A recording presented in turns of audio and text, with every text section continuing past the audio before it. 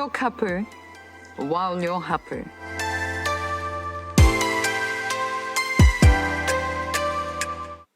Maternal mental well-being is important because everything else you experience for the rest of your life is built on that foundation. Your very first experience of the world was your first relationship. I'm going to say mum because it's usually mum, even if it doesn't have to be, but it's like humans are born and they have a one-on-one relationship, and that relationship forms a blueprint for all other relationships they'll have for the rest of their life.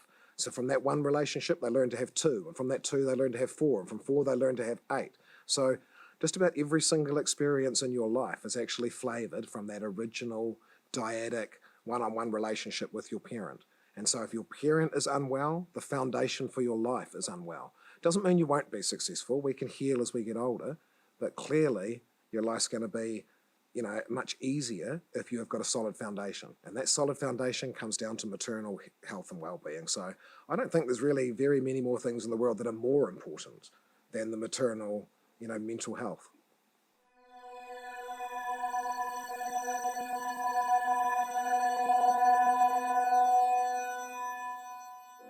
I knew my baby daddy since I was 10 years old, so I knew him really well. We reconnected when I was like 22. We moved in together. We lived together for like 5 years. Lots of drinking. We smoked weed, breakfast, lunch, and tea. We were having parties all the time. We didn't have any responsibilities, so we had a lot of fun. But I got pregnant at 24, and it changed everything. And I think something in my brain just ticked over, and I just went into full-on mum mode. I got clean. I went back to church. I did all the things that I thought I should have done.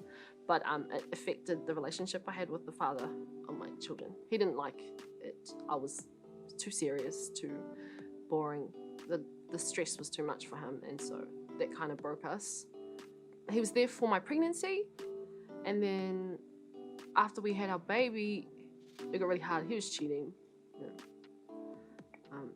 He tried to fight my parents. That was awful. And that was pretty much it for us.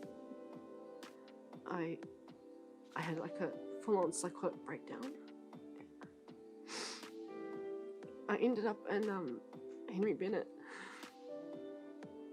I was seeing things and hearing things, and I was suspicious of everyone, and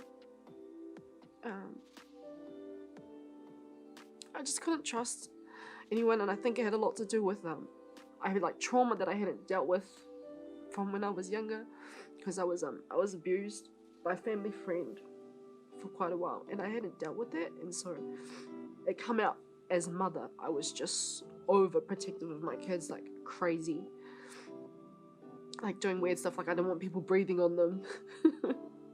I couldn't sleep because I was scared if I closed my eyes they might disappear. Yeah, but I knew something was wrong when I started being suspicious of my own parents, and so I put myself into the ward, and I was there for 9 days, and in that time my son weaned, so I wasn't able to feed him when I came out. But I was glad I did it, because that's the last time I was sick, and I just promised myself I would never let anyone hurt me again, and never let myself get into that space where it could be detrimental to my children, because I was a mother. And so I promised myself I was gonna do everything I could to stay well. Stay well for my kids, because they're the most important ones in my life now. The time I got pregnant was the last time I've been intimate. It's been over 4 years. At first it was like a trauma response, because I was like, nobody's gonna touch me.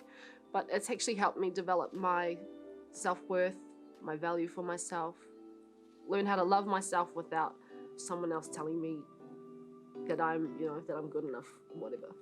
It was my job to make me happy and do the things that I wanted to get me to where I need to be. My healing is my responsibility. And so that's the work I've been on since.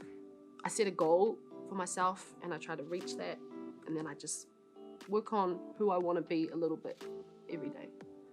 I graduated, even though I was unwell, I did get a lot of my tohu through that time. So I got 3 undergraduate degrees. I got a bachelor's in multivisual art, psychology, anthropology. I did a master's in indigenous knowledge, and now I'm doing my PhD. I got a full scholarship for the next 3 years. Yeah, I'm happy. I can say that I'm happy. And it's work, really. It's just a lot of work that adds up and it pays off. I am a nerd. I am a lioness. I am Zemara Warukilan.